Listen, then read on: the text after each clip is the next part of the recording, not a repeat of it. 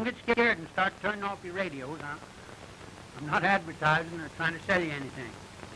If the mouthwash you're using is not the right kind and it tastes sort of like sheep dip, why, you just have to go right on using it. I can't advise any other kind at all. And if the cigarettes that you're using, why, if they don't lower your Adam's apple, why, I don't know of any that will. You just have to cut out apples, I guess. That's the only thing I know. Now, Mr. Owen Young asked me to annoy on this program this evening. You all know Mr. Owen D. Young, you know. He's the only sole surviving wealthy Democrat. So naturally, when a wealthy Democrat asked me to do anything, I had to do it, see. Well, Mr. Young, he's head of the Young Plan, you know. He's the originator of the Young Financial European Plan. He's head of Young Men's Temperance Union and originator of Young's Markets and Young Kippa. And they was the first Democratic child born of white parents in Youngstown, Ohio. He started the Young Plan in Europe. That was that every nation pay just according to what they could afford to pay, see? And, well, somebody else come along with an older plan than Young's plan, and it was that nobody don't pay anybody anything. And, of course, that's the oldest plan there is. And that's the one they're working under now. That's why we ain't getting anything from Europe. So when Mr. Young asked me to appear, why, I said, well, I'm kind of particular. I said, who's going to be the other speaker? Who else is on the bill with me? And he said, well, how would Mr. Hoover do? Well, I slightly heard of him, you know, and I said, well, I'll think it over. So I looked into Mr. Hoover's record and inquired of everybody.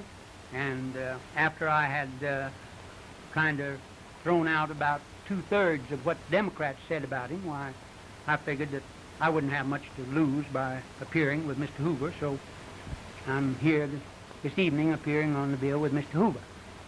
So now I expect you won't hear any more of Amos and Andy. It'll just be Hoover and Rogers from now on. Now we're reading the papers every day, and they get us all excited over the one or a dozen different problems that's supposed to be before this country. There's not really but one problem before the whole country at this time. It's not the balancing of Mr. Mellon's budget. That's his worry. That ain't ours. And it's not the League of Nations that we read so much about, or it's not the silver question. The only problem that confronts this country today is that at least 7 million people are out of work. That's our only problem. There is no other one before us at all. It's to see that every man that wants to, able to work, is allowed to find a place to go to work, and also to arrange some way of getting a more equal distribution of the wealth in the country. Now, it's prohibition. We hear a lot about that. Well, that's nothing to compare to your neighbor's children that are hungry. It's food. It ain't drink that we're worried about today. Here a few years ago, we were so afraid that the poor people was liable to take a drink that now we've fixed so they can't even get something to eat. So here we are in a country with more wheat and more corn and more money in the bank and more cotton, more everything in the world. There's not a product that you can name that we haven't got more of it than any country ever had in the face of the earth. And yet we've got people starving. We'll hold the distinction of being the only nation in the history of the world that ever went to the poorhouse in an automobile. The potter's field are lined with granaries full of grain. Now, if there ain't something cockeyed in an arrangement like that, then this microphone here in front of me is, well, it's a cuspidor, that's all. Now, I think that perhaps they'll arrange it. I think our big men will perhaps fix some way of fixing a different distribution of things. If they don't, they're certainly not big men and won't be with us long. That's one thing. Now, I say, and have always claimed, that things would pick up in 32. 32, well, why 32? Well, because 32 is an election year, see? And the Republicans always see that everything looks good on election year, see?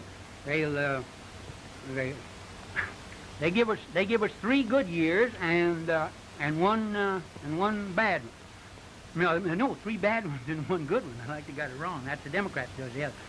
They give us three bad years and 1 good one, but the good one always comes on the year that the voting is, see?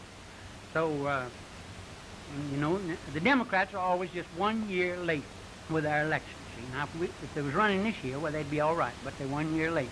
Everything will pick up next year and be fine. These people that you're asked to aid, why, they're not asking for charity. They're naturally asking for a job. But if you can't give them a job, why, the next best thing you can do is see that they have food and the necessities of life. You know, there's not a one of us that has anything that these people that are without it now haven't contributed to what we've got. I don't suppose there's the most unemployed or the hungriest man in America has contributed in some way to the wealth of every millionaire in America. It wasn't the working class that brought this condition on at all. It was the big boys themselves who thought that this financial drunk we were going through was going to last forever. They over-merged and over-capitalized and over everything else. So that's the fix that we're in now. Now, I think that every town and every city will raise this money. In fact, they can't afford not to. They've got the money because there's as much money in the country as there ever was. Only the fewer people have it, but it's there. And I think the towns will all raise it, because I've been on a good many charity affairs all over the country, and I have yet to see a town or a city ever fail to raise the money when they knew the need was there and they saw the necessity. Every one of them will come through. Europe don't like us, and they think we're arrogant and bad manners and have a million faults, but every one of us every one of them, they give us credit for being liberal. Doggone it, the people are liberal. Our Americans, I don't know about America being fundamentally sound and all that after-dinner hooey, but I do know that America is fundamentally liberal. Now, I want to thank Mr. Gifford, the head of this unemployment, thank Mr. Young, and I certainly want to thank Mr. Hoover for the privilege of being allowed to appear on the same program with him, because I know that this subject is very dear to Mr. Hoover's heart. I know that he'd rather see the problem of unemployment solved than he would to see all the other problems he has before him combined. And if every town and every city will get out and raise their quota, what they need for this winter, why, it'll make him a very happy man. And happiness hasn't been a steady diet with our president. He's had a very tough, uphill fight, and this will make him feel very good. And he's a very human man. I thank you. Good night. Thank you, Will Rogers. And now back to New York.